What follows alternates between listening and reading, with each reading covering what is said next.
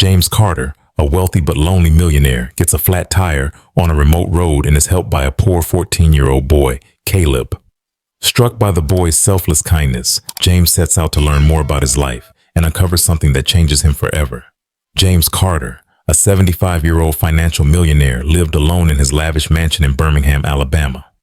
Practical and cold, he believed money could solve any problem. That day, after an important meeting, James drove his Cadillac Escalade through a remote rural road. Suddenly, a loud bang echoed. One of his tires had blown out. He cursed under his breath and quickly grabbed his phone to call for roadside assistance, but there was no signal. The sun was setting, darkness creeping over the vast empty fields, making him uneasy, a rare feeling for someone used to being in control. Just then, a 14-year-old boy, tanned from the sun, wearing a faded t-shirt and worn-out sneakers, walked by. He stopped, studied James for a moment, then stepped closer, his voice calm. "Got a flat, sir? I can help." James squinted, skeptical, but with no other options, he reluctantly nodded. James stood there, arms crossed, watching Caleb work. The boy knelt beside the flat tire, swiftly opening the toolbox and getting to work. Without hesitation, Caleb loosened the lug nuts with steady hands, then positioned the jack and smoothly lifted the 5,500-pound Cadillac Escalade as if he had done it 100 times before. James raised an eyebrow. This kid knew exactly what he was doing. Over the years, he had met countless businessmen, politicians, and investors, but rarely had he seen someone, especially a teenager, work with such focus and confidence. Caleb didn't ask questions, didn't hesitate. He just did what needed to be done, efficiently and precisely. A strange feeling crept over James. Embarrassment. He had spent his entire life building a financial empire, managing billion-dollar deals, yet he didn't even know how to change a tire. Every time his car had an issue, a simple phone call would summon someone to fix it. But now on this deserted road, the only person who could help him was a poor kid in worn-out sneakers. It didn't take long. Caleb tightened the last lug nut, gave the tire one final check, then stood up and wiped his hands on his faded jeans. He turned to James with a small but satisfied smile. "All done, sir. You're good to go." James nodded, relieved to be back on the road. He reached into his jacket pocket and pulled out a stack of crisp $100 bills, holding them out toward Caleb. His voice was firm but appreciative. "Thank you, kid. Take this." Caleb glanced at the money, but instead of grabbing it, like most people would, he took a step back, shaking his head. "That's okay, sir. I didn't do it for the money." James froze. He furrowed his brows, thinking maybe the boy was just being polite, so he extended the money again. "It's fine. You helped me. This is just my way of saying thanks." But Caleb shook his head again, his voice even steadier this time. "I helped because you needed help, not because I expected something in return. Keep it, sir." James stood still, stunned. No one had ever refused his money before. From corporate executives to ambitious entrepreneurs, people respected him and always expected something in return.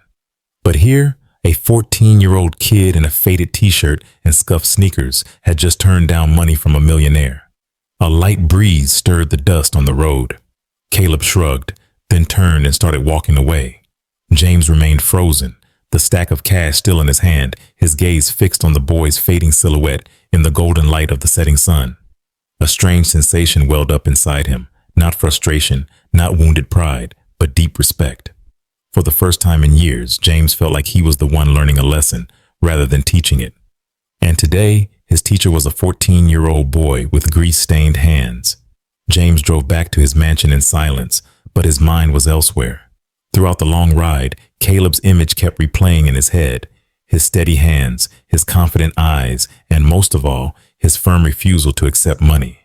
When he finally arrived home, James stepped into his massive, luxurious living room, where everything was immaculate, from the leather sofas and priceless artwork on the walls to the warm glow of the chandelier reflecting off the polished marble floor. But tonight, his home felt colder and emptier than ever before. He sat in his favorite armchair in his study, poured himself a glass of top-shelf whiskey, but even the sharp burn of alcohol couldn't shake the strange feeling inside him. James had met thousands of people, CEOs, investors, politicians, but none had left an impression on him like that kid. Caleb had nothing, yet he possessed something James could never buy, an unshakable sense of pride. That night, James tossed and turned in his king-size bed, unable to sleep. Every time he closed his eyes, he saw Caleb's unwavering gaze, the way the boy had refused his money without a second thought. And suddenly, memories he had buried long ago came rushing back. Over 60 years ago, James had been a poor boy himself, growing up in a cramped neighborhood on the outskirts of New Orleans.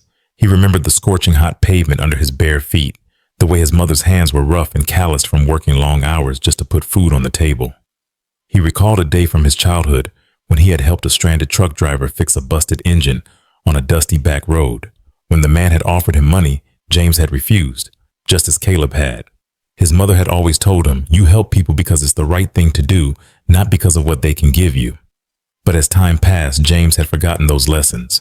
His financial empire had taken him to the top, but it had also turned him into someone who only saw transactions, negotiations, and profits. In his world, nothing was ever free, and no one helped without expecting something in return. And that was exactly why Caleb had shaken him to his core. The boy had reminded him of a part of himself he had long since abandoned. As the first rays of morning light crept through the windows, James had made up his mind. He couldn't just let this be another fleeting moment. He needed to find Caleb. Skipping breakfast, he grabbed his keys and drove back to the rural road where he had met the boy. The sun was already high, but the heat of the day couldn't burn away the growing sense of urgency inside him. He stopped at gas stations, diners, asking around, but most people had no idea who Caleb was. The boy seemed to be just another nameless part of the small, forgotten world James had never paid attention to before. For the first time in years, James felt frustrated, but he refused to give up. After hours of searching, he finally stopped at a small roadside cafe. The elderly woman behind the counter listened carefully as he described Caleb. Then she nodded. "Sounds like you're talking about Caleb Johnson. He lives in Montgomery, in one of the neighborhoods near the river." James froze. Montgomery? That was one of the poorest areas in Alabama. He had mentally prepared himself, but even he hadn't expected Caleb's living situation to be that harsh. Driving into Montgomery, James was shaken. Rows of crumbling houses lined the streets. Rusted tin roofs sagged under years of wear, and narrow alleys filled with kids running barefoot on cracked pavement. Adults sat on porches, their tired eyes watching the world go by with quiet resignation. And then, at the end of a pothole-ridden road, James finally stopped in front of a small, run-down house. A woman in her early 40s, wearing a faded flannel shirt, was hanging laundry on a clothesline. When James stepped out of his car, she stopped, her expression cautious but not unkind. "Can I help you?" she asked, her voice calm but guarded. James took a deep breath. "I'm sorry to bother you, ma'am. I'm looking for Caleb Johnson." The woman's eyes blinked in surprise, then softened into a knowing smile. "So, you must be the man my son helped yesterday." James felt his heart skip a beat. This was only the beginning, and he was about to step into a world he had never truly seen before. James pulled up in front of a rundown house, tucked at the end of a bumpy pothole-ridden street. The porch was sagging, the wooden boards rotting in places, and the faded paint peeled away to expose the bare planks underneath. He swallowed hard, feeling a lump form in his throat. He had known Caleb wasn't well off, but he had never imagined the boy lived in conditions this harsh. Stepping out of his Cadillac Escalade, James walked up to the worn-out front door and knocked. From inside, he heard soft footsteps. Then the door creaked open. A woman in her early 40s stood in the doorway, her gaze wary, but not unkind. She wore a faded flannel shirt, and there were traces of soap suds on her hands. She had probably just finished washing dishes. "Can I help you?" she asked, her voice polite but cautious. James took a deep breath and spoke carefully. "I'm sorry to bother you, ma'am, but I'm looking for Caleb Johnson."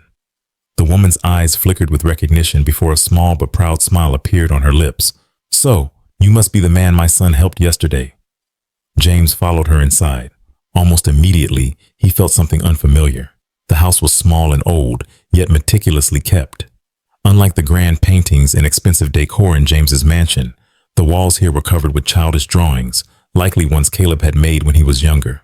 A wooden dining table, scratched from years of use, sat in the middle of the modest living space, surrounded by mismatched chairs. From the tiny kitchen, the scent of freshly baked bread and simmering vegetable soup filled the air, carrying a warmth that James hadn't felt in years. Sarah gestured for James to take a seat in one of the wooden chairs. When she set down 2 cups of tea, James felt oddly out of place. It had been a long time since anyone had welcomed him into their home without expecting anything in return. "Caleb is my only child," Sarah began, her voice filled with both pride and exhaustion. "His father left when he was still little, so it's just been the 2 of us ever since." James remained silent, listening. "I work long hours at a laundromat," sometimes extra shifts just to make ends meet. Caleb never complains. He never asks for things. By the time I get home, he's already cleaned up the house, sometimes even made a simple dinner. James glanced around again. The house, though humble, didn't feel broken or neglected.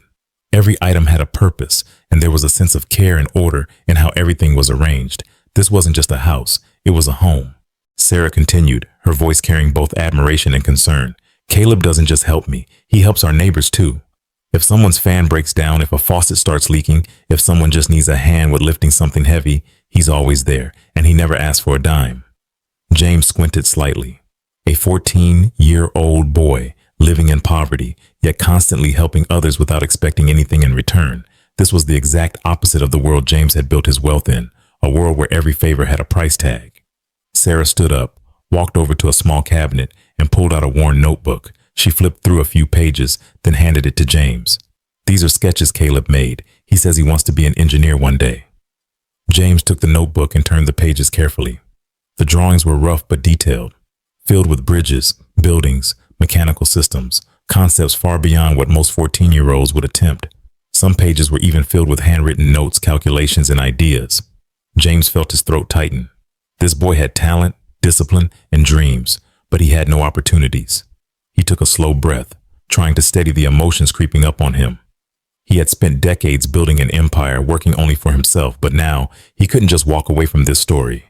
Looking into Sarah's eyes, James knew one thing for sure. He couldn't leave here without doing something. And at that moment, James Carter, a man who had once cared only about money, deals, and profits, made a decision that would change his life forever. James sat inside Caleb's small, worn-down house, watching the boy wipe his hands clean after fixing an old wooden chair.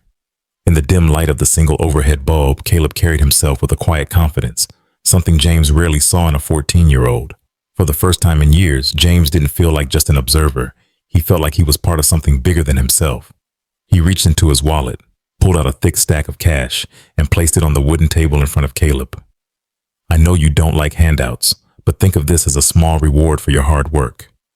Caleb looked down at the money, but instead of reaching for it, his expression hardened. He stood up straight, his posture firm but not aggressive, and his voice steady. I don't need anyone's pity. I'll earn what I want on my own. James froze. That was not the reaction he had expected. He was used to money solving every problem. That was how his world worked. But here, standing in front of him, a boy with nothing to his name refused the money of a millionaire without hesitation. Caleb's pride wasn't for sale. James quietly tucked the money back into his wallet. But instead of feeling rejected, he felt a newfound respect for Caleb. He studied the boy, someone who could have taken the easy way out, but chose instead to stand on his own 2 feet, no matter how tough life was. It reminded James of his own early years, working long hours, trying to prove himself in a world that wanted to chew him up and spit him out. But once he had made his fortune, he realized people no longer treated him the same. Money changed them. It made them greedy, strategic, transactional. But Caleb wasn't like that. The boy had helped a total stranger on the side of the road without expecting anything in return. And now, when faced with a financial reward, he refused it outright. James studied him for a long moment, then slowly nodded. I understand, he said quietly. You're stronger than most adults I know. Caleb didn't respond, just shrugged and went back to his work. But in that moment, James knew he couldn't just walk away and do nothing. James stepped outside as the sun dipped behind the run-down rooftops of Montgomery. A light breeze carried the scent of simple home-cooked meals from the nearby houses, reminding him how different this world was from his own. He couldn't force Caleb to take money, but that didn't mean he couldn't help him another way. Sitting in his Cadillac Escalade, James scrolled through his phone, found the number he was looking for, and made the call.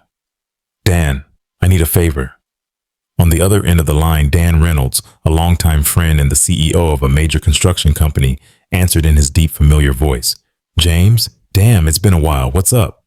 James glanced back at Caleb through the car window, watching as the boy carefully measured a broken piece of wood for repair. Then he spoke. I know a kid, smart, hardworking, and tough as hell. He wants to be an engineer. Dan chuckled. What, your grandson or something? James shook his head, a small smile playing at his lips.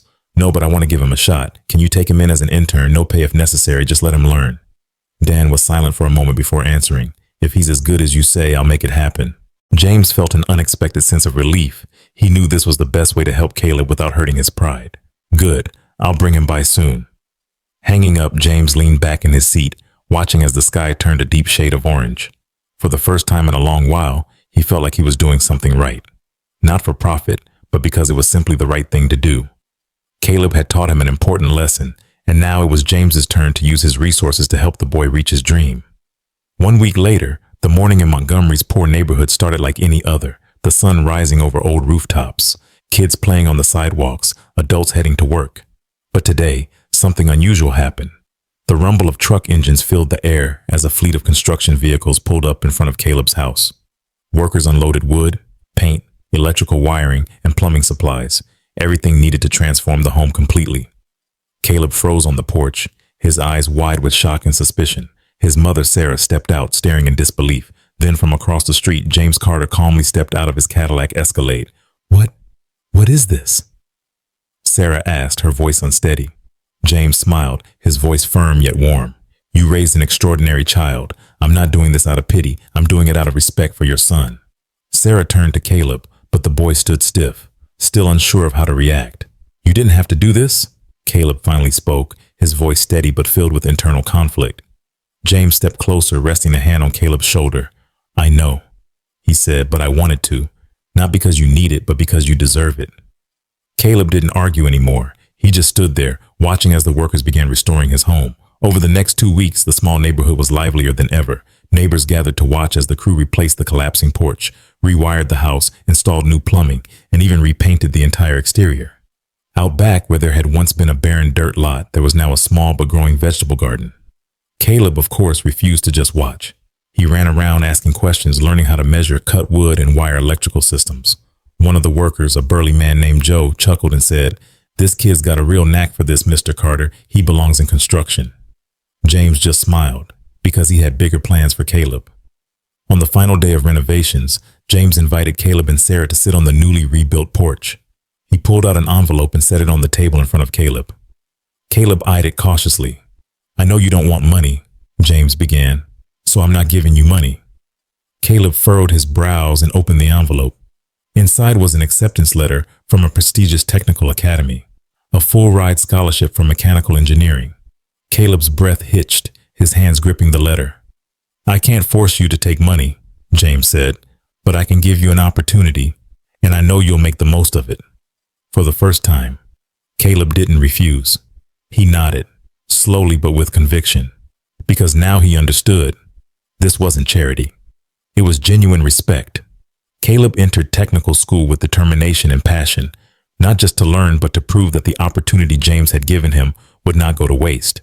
Throughout the years, James visited often, no longer just a lonely millionaire, but a part of Caleb's family. On Caleb's graduation day, James sat in the honored guest section, standing tall with pride. As Caleb stepped up to receive his diploma, he turned to James, his eyes shining. "One day I'll help others the way you helped me." James smiled.